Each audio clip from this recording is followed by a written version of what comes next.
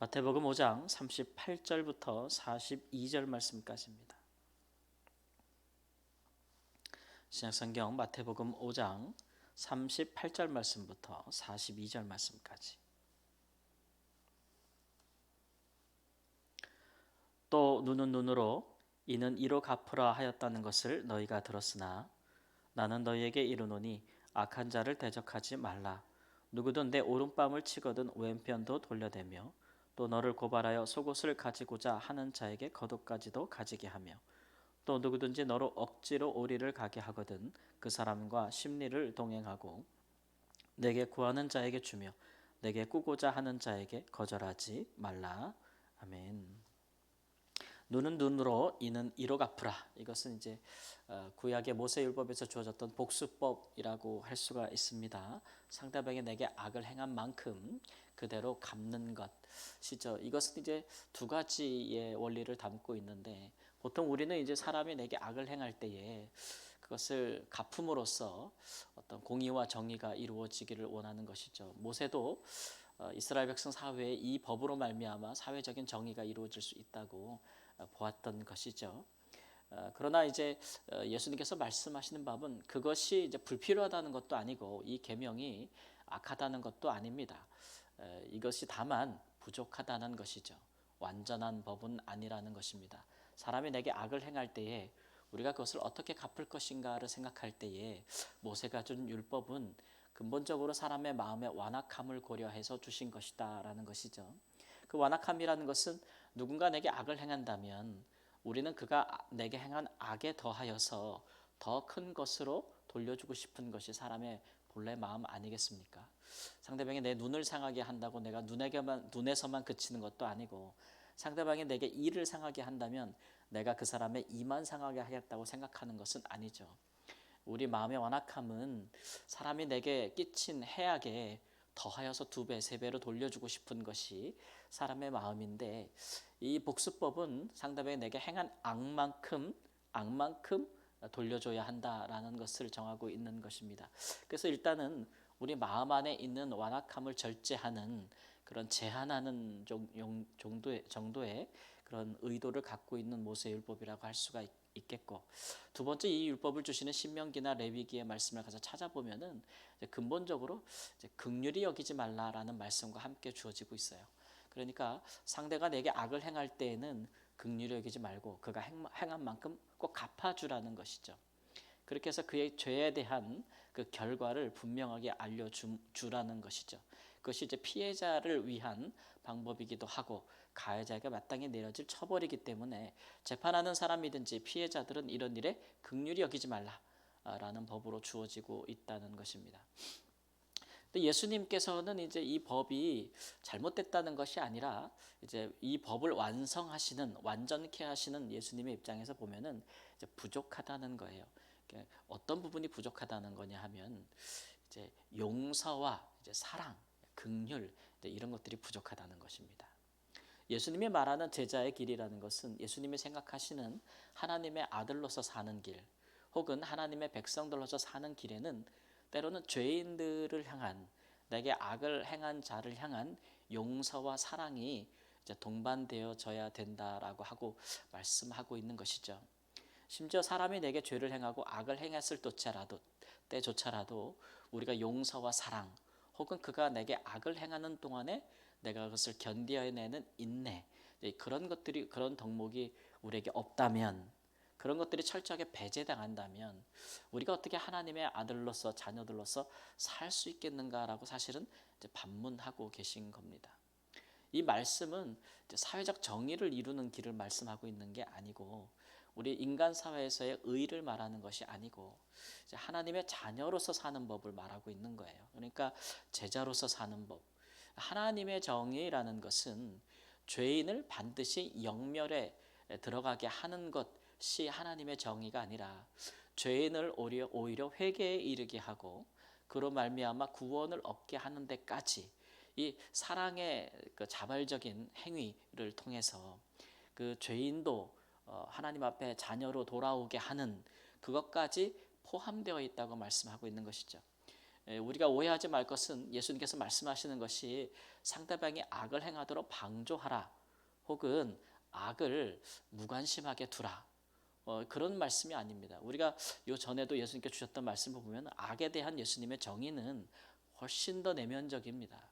행위로 하지 않아도 형제를 향하여 저주만 하더라도 마음에 생각만 하더라도 그는 지옥에 들어가게 될 것이다 라고 하는 굉장히 두렵고 엄격한 잣대를 적용하고 있으시면서도 그러나 내게 그렇게 행한 자에 대해서 우리가 항상 복수심에 불타서 갚는 대로만 행할 것은 아니다 라고 말씀하고 있는 것이죠. 거기에는 그 영혼을 구원함이 없다. 그러니까 하나님의 백성들 또는 하나님의 아들들은 자녀들은 하나님을 본받아야 되는 것이잖아요. 그런데 구약에도 보면 이 똑같은 말씀이 누가복음에도 기록되어 있는데 거기에는 예수님의 말씀이 그 이후로 더 덧붙여져 있어요. 그래서 뭐라 그러냐면은 이제 하나님을 대적하는 자 혹은 하나님의 은혜를 모르는 자에게도 자비하다는 것을 기억하라. 하나님은 인자하시다는 것을 기억하라. 그러니까 구약에 보면 하나님께서 회개치 아니하는 악한 자를 벌하시고 긍휼이 없이 벌하시는 일들이 많이 나오죠. 그러나 반면에 예기치 않게 그 죄악을 용서하심으로써 회개를 촉구하시는 하나님의 인자하신 성품도 굉장히 많이 나옵니다. 그래서 어떤 선지자들은 이런 일에 대해서 하나님께 굉장히 불만을 많이 갖지요. 그래서 이제 여기 보면은 오른뺨을 치고는 왼편도 놀라대라. 너를 고발하여 속옷을 가지고 논 자에게 겉옷까지 주라. 억지로 오리를 가게 하려는 심리를 동행하라. 이런 것의 말씀은 악인이 회개에 이를 때까지 때로는 하나님의 사람들이 인내할 수 있다.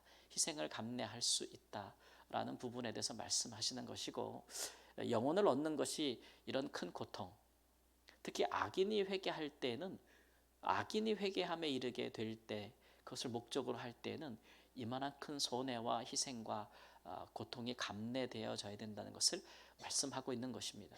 그러니까 뭐 그런 것은 꼭 멀리 찾을 것이 아니라 예수님께서 우리를 하나님을 알지 못하는 자 우리를 죄를 용서하심으로써 또 하나님의 자녀가 되게 하시는 일에 그가 감내하신 것들을 생각하면 되잖아요. 그가 감내하신 것은 십자가의 고통이 아니었습니까? 그런 부분들이 예수님을 따라 살고자 하는 제자들이 때로는 생각해야 될 중요한 덕목이다. 심지어는 악을 행하여 나를 대적하는 자에게까지 우리가 그 영혼을 얻고자 한다면 자비와 인자와 용서와 사랑과 인내가 필요하다라는 말씀을 하고 있는 것입니다. 뿐만 아니라 그것은 꼭 내게 악을 행하는 자에게만 해당되는 것은 아니고 내게 선을 행하는 자에게도 그렇게 필요한 것이죠.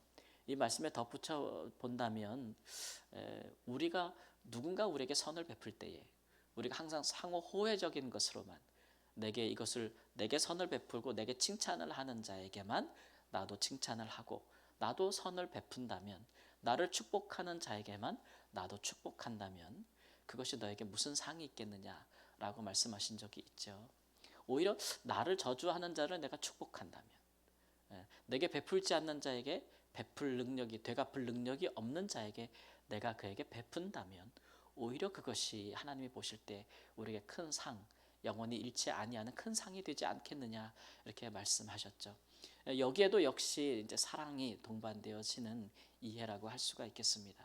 그래서 예수님을 따르고자 하는 사람들은 우리에게 악을 행하는 자나 혹은 우리에게 호의적으로 행하는 자에게도 사랑을 행함으로써 그들이 우리에게 기대하는 것보다 더 좋은 것을 더 선한 것을 이렇게 주기를 원하는 그것은 다름 아닌 악한 자만을 바라보는 것이 아니고 또 내가 때로 하나님께 악할 때에 내가 때로 하나님께 죄를 지을 때에 또는 내가 하나님 앞에 무엇인가를 드리면서 하나님의 선한 일에 힘쓸 때에 우리가 하나님께 무엇을 받고자 하는가를 생각한다면 우리도 그렇게 행할 수 있다라고 하시는 예수님의 말씀이 그 제자들에게 지금 주어지고 있는 것입니다. 예수님께서는 이렇게 가르치셨을 뿐만 아니라 그렇게 직접 행하셨다는 면에서 참 사람으로서는 받기 어려운 이 계명이 예수님께서 주신 이 세 계명이 과연 실천될 수 있는가라는 제자들의 의문에 대해서 가능하다는 것을 보여주셨고 그것은 어떤 우리의 인간된 어떤 성품이나 우리의 자의의 우리의 임의의 어떤 인격, 스스로의 인격에서 비롯되는 것이 아니고 사실은 예수님처럼 성령이 충만한 결과로서 우리가 감내해낼 수 있는, 순종할 수 있는 예수님의 새 계명이다라는 것을 알 수가 있습니다. 참으로 행하기에는, 따라가기에는 너무나 멀고 높고 또 어려워 보이는 예수님의 이 제자의 길이 우리가 때로는 어떤 순간에는 꼭 해야만 되는 것으로 하나님께서 우리에게 요청하실 때가 있습니다. 우리가 보면은 사람이 용납하지 못할 죄를 지은 사람들이 회개하여 나중에 정말 하나님 앞에서 우리보다도 더 훌륭한 그런 하나님의 사람들로 변화되어지는 일들을 우리가 보기도 합니다. 성경적인 예로는 이제 바울 사도 같은 분이 바로 그런 분이겠죠. 박해자와 핍박자와 폭행자였는데 그가 변하여 많은, 오히려 하나님의 백성들과 교회를 위하여 그가 많은 고난을 당하고 어려움을 당하고 자기의 생명까지 내어주는 이방인을 위한 사도가 되었다는 것은 그를 향한 하나님의 그런 인자와 사랑과 용서하심 때문에 이루어진 일이고, 예수님의 제자들 중에서도 그렇게 많은 사람에게 위해를 가하고 폭압적인 일들을 행하였던 자들 중에도 예수님을 만나 그분의 제자가 되고 훌륭한 사도가 된 사람들이 있었던 것은 이제 이러한 예수님으로부터 향해 발산되는 사랑과 용서와 인내 같은 것들이 있었기 때문이고, 마지막 십자가상 순간에서도 알지 못하여 그들에게 죄를 행하는 자들을 향하여 용서를 구하고 그들을 축복하신 예수님은 친히 이런 말씀을 주실 뿐만 아니라 실천하셔서 그런 일이 성령 안에서 가능하다는 것을 우리에게 보여주셨습니다. 이런 일들이 우리가 이 땅 가운데 천국의 문을 여는 그런 행위라 할 수 있겠고, 우리가 생각하는 것처럼 복수를 하고 악한 자를 대적하고 혹은 용납하지 아니하고 아니면 서로 상호 호혜적인 수준에서만 주고받는 일로서는 우리 가운데 천국이 이루어질 수 없다는 것을 말씀하고 있는 일이기 때문에 우리가 마음으로는 또 우리의 삶으로는 실천하기 참 어렵다는 생각이 든다 할지라도, 그러나 예수님을 따라가는 사람들로서 이 일을 위하여 기도한다면 우리가 언젠가는 우리의 때에는 우리가 실천할 수 있는 성령의 충만함도 우리에게 주어지게 될 것이다. 오히려 그것이 우리의 영혼을 구원하게 되는 일이 될 것이다 라는 것들을 한번 생각하시면서 기도하게 되는 은혜가 있기를 우리 주 예수님의 이름으로 축원합니다. 아멘.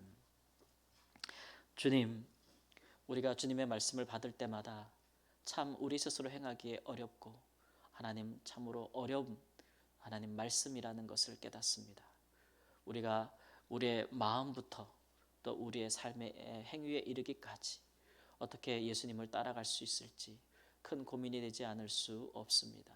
그러나 하나님, 주의 성령이 우리 안에 계심으로 우리가 다다를 수 없는 이 삶의 모습에 하나님 우리를 끊임없이 격려하시고 사모하도록, 그 길을 사랑하도록, 그 길을 원하도록 갈망하도록 우리를 인도하십니다. 하나님, 우리가 기도할 의지를 가지고 하나님 우리가 주 앞에 간구할 때에, 부르짖을 때에 성령의 충만함으로 그 일을 이루게도 하실 줄을 믿습니다.